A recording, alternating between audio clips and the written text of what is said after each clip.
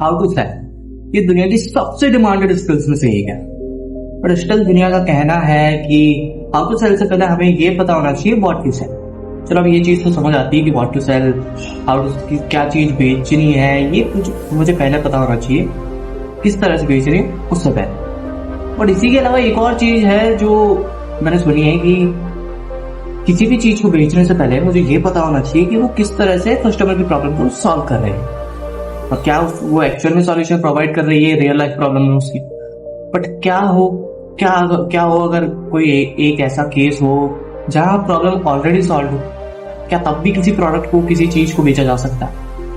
इसी चीज को समझने के लिए एक छोटा सा किस्सा सुनाता हूँ। कुछ दिन पहले क्या हुआ कि मैं जो है एक स्टोर पे गया, स्पोर्ट्स वियर स्टोर पे जूते खरीदने के लिए। अब वहां क्या हुआ कि मैंने 4-5-10 मिनट में जूते खरीद ली। अब वहां का जो सेल्स पर्सन था उसने फिर मेरे से पूछा कि sir do you need one more pair of shoes. मैंने कहा नहीं, मुझे एक ही चाहिए, एक ही जगह है।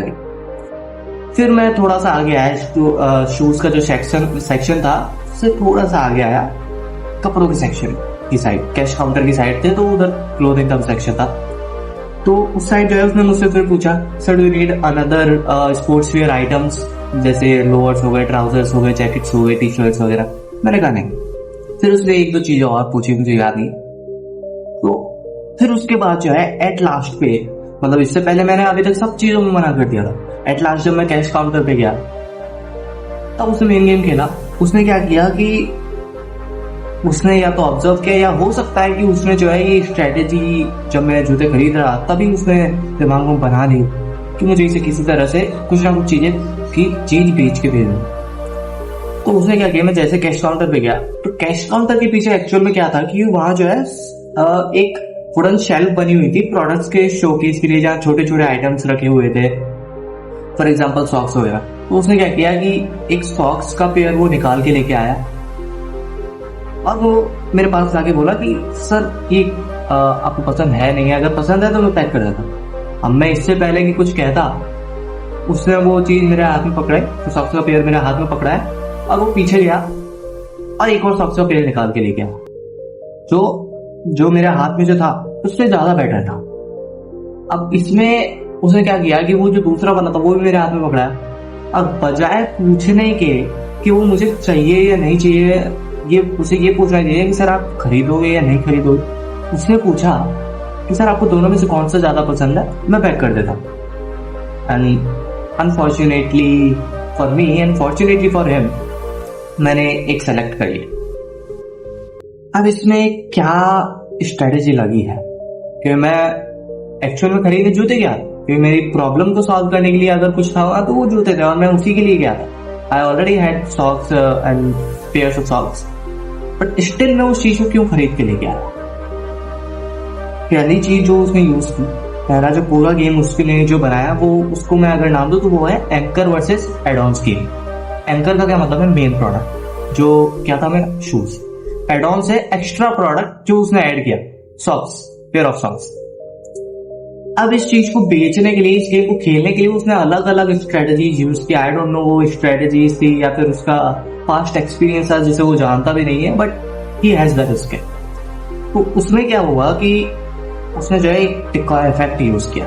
टिकॉय इफेक्ट भाई, उसने जो है दो साइड बाय साइड मेरे सामने जो है पेयर्स ऑफ सॉक्स रख दिए, अब वो भी मेरे हाथ में। उसने खुद नहीं पकड़ा, मेरे हाथ में। He wanted to he let me touch those pair of socks. तो उसने जो है मेरे हाथ में पकड़ा दिया और फिर उसने वो डिकॉय इफेक्ट का यूज किया। डिकॉय इफेक्ट वही है जो हम पॉपकॉर्न्स वगैरह की स्ट्रेटजीज में सुनते हैं, देखते हैं कि एक पॉपकॉर्न होता है स्मॉल साइज का, एक मीडियम साइज का, एक लार्ज साइज।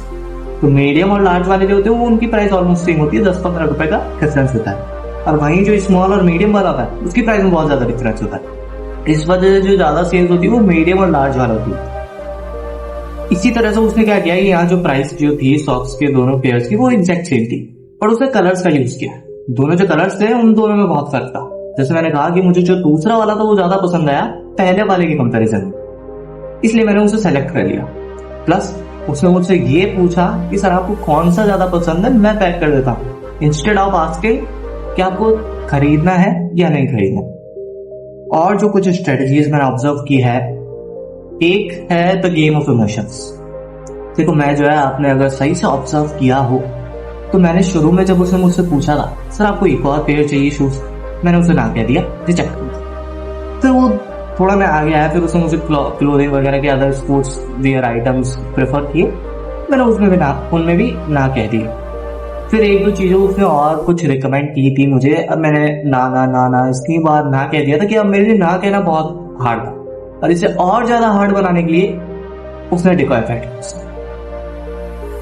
अब उसने इसमें एक और चीज जो मैं ऑब्जर्व कर सकता हूँ वो ये है कि आई थिंक कि उससे वो जो सेल्स पर्सन था, जब मैं वहां पे शूज खरीद रहा था, हो सकता है कि उसे प्री डिसाइडेड हो कि मुझे इसे बेचना सॉक्स ही, इसलिए उसने क्या किया, उसने मुझे जो है पहले पूछा सर आप एक और पेयर ऑफ शूज खरीदना चाहेंगे।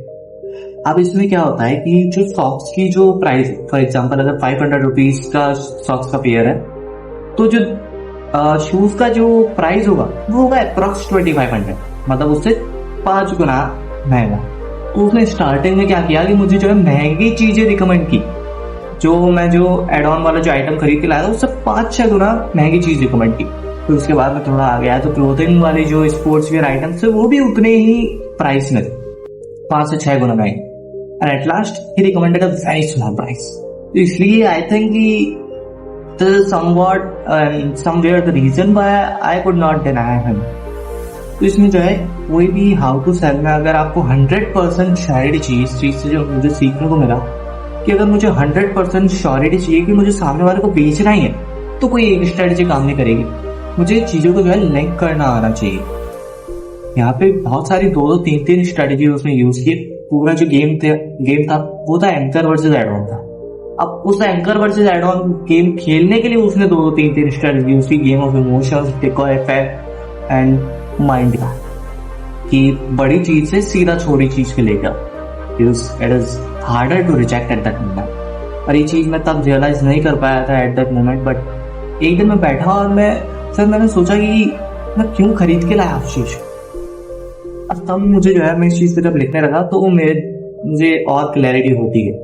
तो आपको इस चीज से, इस आइडिया से क्या और क्लैरिटी आया, क्या कहाँ किन किन चीजों पे, किन किन जगहों पे इस चीज को यूज किया जा सकता है, अगर आप शेयर करना चाहते हो then comment section is completely empty for you. And this is me Aarti Chand signing off for now, but let's get together and build together. एक और जो छोटा सा सीक्रेट मुझे शेयर करना था वो ये है कि जो सेल्स पर्सन जो होते हैं किसी भी कंपनी में काम करने वाले, उनके साथ क्या होता है कि उन्हें जो है एक टारगेट दिया जाता है कंपनी की तरफ से कि आपको ये टारगेट किसी भी हाल में पूरा करना है। उसी की बेसिस पे आपकी जो सैलरी है वो डिसाइड हो। प्लस उसने छोटा आइटम क्यों रिकमेंड किया मुझे, जो सॉक्स होते हैं, मुझे जो है कहीं से पता चला कि जो फैक्ट्रीज वगैरह होती है वहां पे, फॉर एग्जाम्पल अगर मैं टी शर्ट का मुझे एग्जाम्पल पता चला था कि अगर कोई भी टी शर्ट है जिसका फाइनल सेलिंग प्राइस 600 से 700 रुपए, तो उनकी जो रॉ टी शर्ट जो उन्हें फैक्ट्रीज को मिलती है वो होती 40 से 50 रुपए।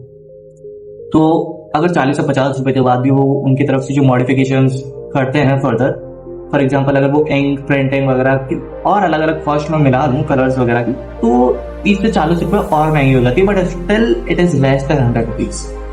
और क्योंकि ये प्रिंटिंग कॉस्ट इसलिए लेस है क्योंकि उनकी जो फैक्ट्री है वो खुद की है, उनके पास पूरा प्लांट सेटअप है। अगर मैं किसी और फैक्ट्री से कराता तब जाके मुझे 200-300 रुपए प्रिंटिंग के लगते हैं, बट अभी उस स्टोर के पास खुद की फैक्ट्री है, वही मैन्युफैक्चरर है, वही होलसेलर है, वही रिटेलर है। इस वजह से उसका जो प्रॉफिट मार्जिन है वो बहुत ज्यादा बड़ा है।